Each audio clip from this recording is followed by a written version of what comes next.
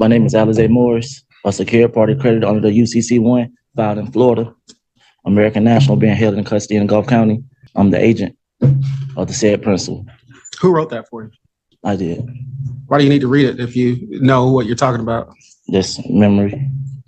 Okay. Tell me what the 14th Amendment says. This hearing kicks off with pure chaos.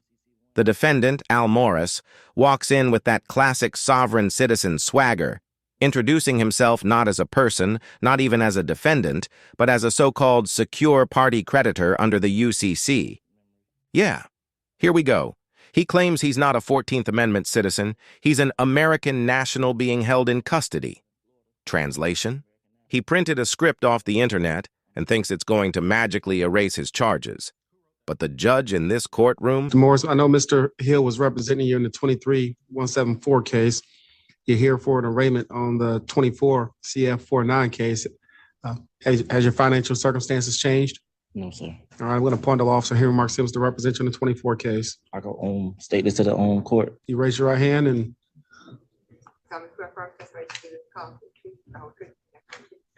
Yes. Now that Mr. Hill is representing you, you probably want to talk to Mr. Hill before you say anything. We're recording this proceeding, so anything you say may be used against you. But I'm listening to whatever you want me to consider. Yes, I'm not real sure what Mr. Morris is trying to claim in that writing right there. Said he's not a citizen and something about a secured. My name is Alizé Morris, a secured party creditor under the UCC-1 filed in Florida. American National being held in custody in Gulf County, which is not a 14th Amendment citizen of the United States. Not a record. So documentation, which is official records. To state it, I'm the agent of the said principal. Who wrote that for you? I did.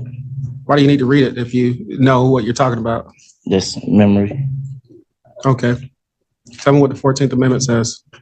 That you were considered a slave under the 14th Amendment. That who's considered a slave? I'm not a slave. No, the incarcerated person. If you commit a crime. Okay. Doesn't say if you commit a crime. Oh, he is not here to play games. He immediately cuts through the nonsense and asks the obvious. Who wrote that for? You? Morris says proudly.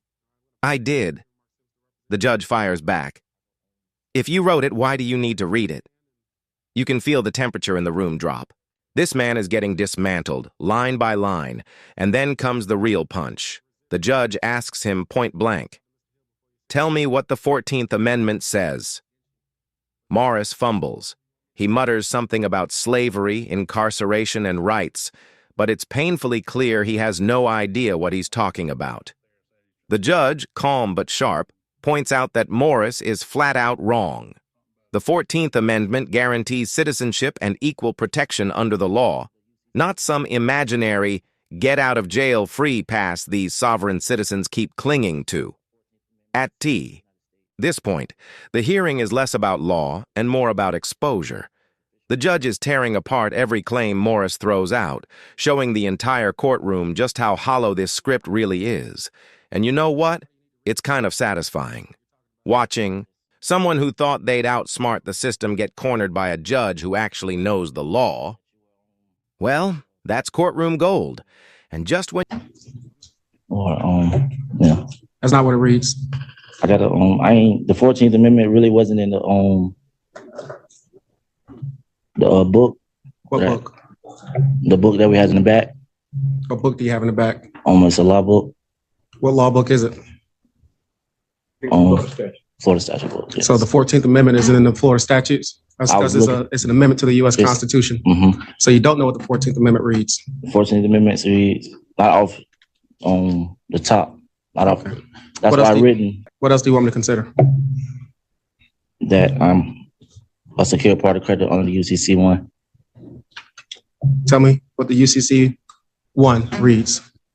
I wish I had my documentation in front of me to present it all the way. I wish I had someone here that was supposed to be here so I can have it. I asked you who wrote that for you. You said you did. I wrote it. Yes. So do you know what you're talking about? Yes, sir. All right. So tell me what the UCC-1 reads. It's the Uniform Commercial Code filed with the Secretary of State or within the entities under the contract with the the Secretary of the State to maintain uniform commercial code records and database of judgment liens maintained by the Secretary of State. Now tell me what UCC 1 reads. It's a statement and it's a financial. You don't know what the UCC 1 reads, do you? Not on top. You're not prepared You're not prepared this morning with your sovereign citizen argument. You needed some additional time to prepare. Yes, sir. I'll give you some additional time to prepare your sovereign citizen argument. When do you want to come back? I would ask that he's got two cases. I know one we've got already got the discovery on that I need to go meet with him at the jail and go over.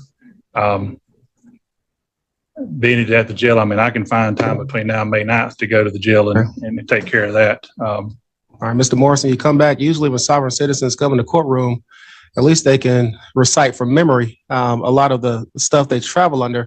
So next time you want to come with your sovereign citizen argument, be prepared, okay? I'll listen to you, but be prepared. Yes. But you're not doing justice to your fellow traveling nationals who consider themselves sovereign citizens if you're not prepared to even articulate what the argument is, all right?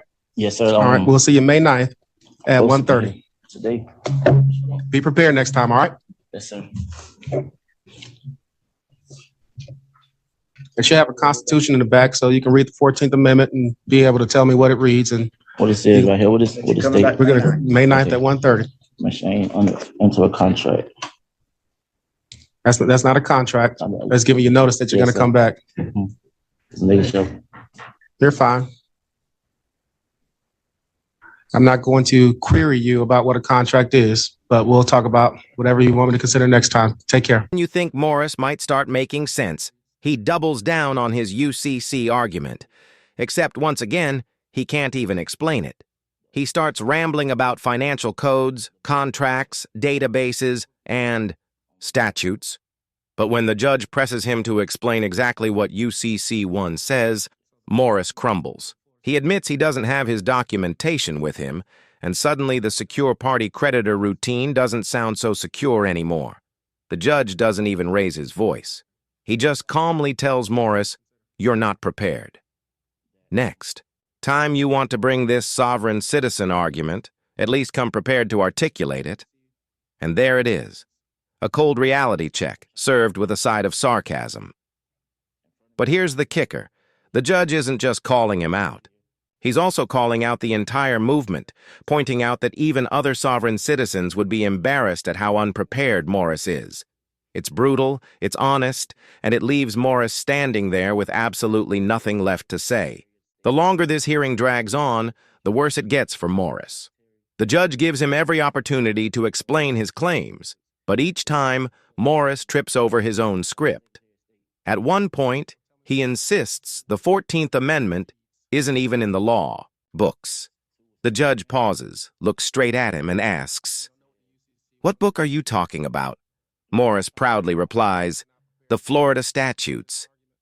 And that's when the judge hits him with the truth. The 14th Amendment isn't in Florida statutes.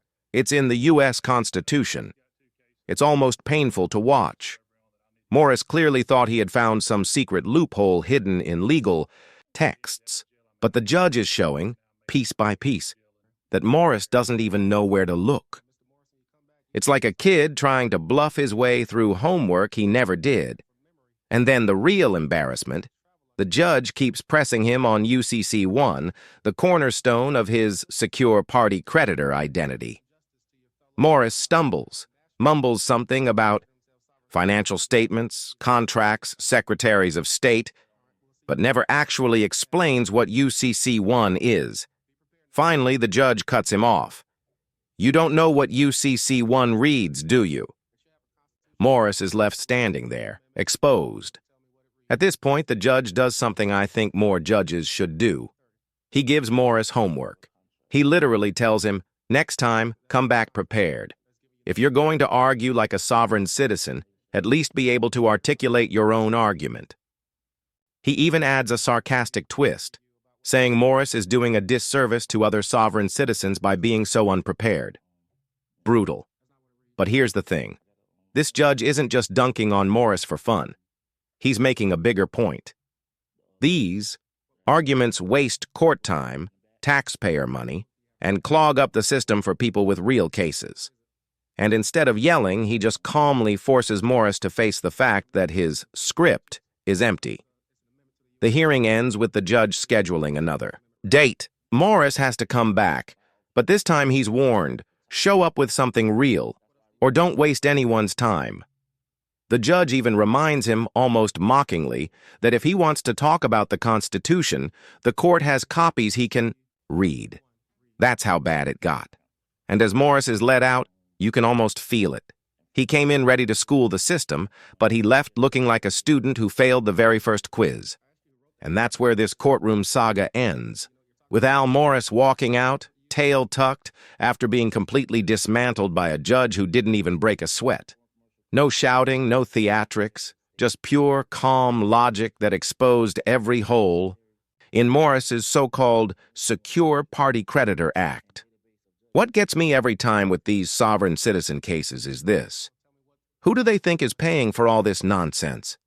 It's not free to clog up a courtroom with arguments pulled from shady YouTube channels and sketchy internet forums. The judge, the clerks, the bailiffs, the taxpayer-funded system, all of it is drained because someone thinks a piece of paper will magically erase their charges. And guess what? It never works, not once. But I'll admit, it is entertaining. Watching a judge methodically peel back the layers of these arguments is like watching someone pop a balloon with a pin. All that noise, all that buildup, gone in seconds.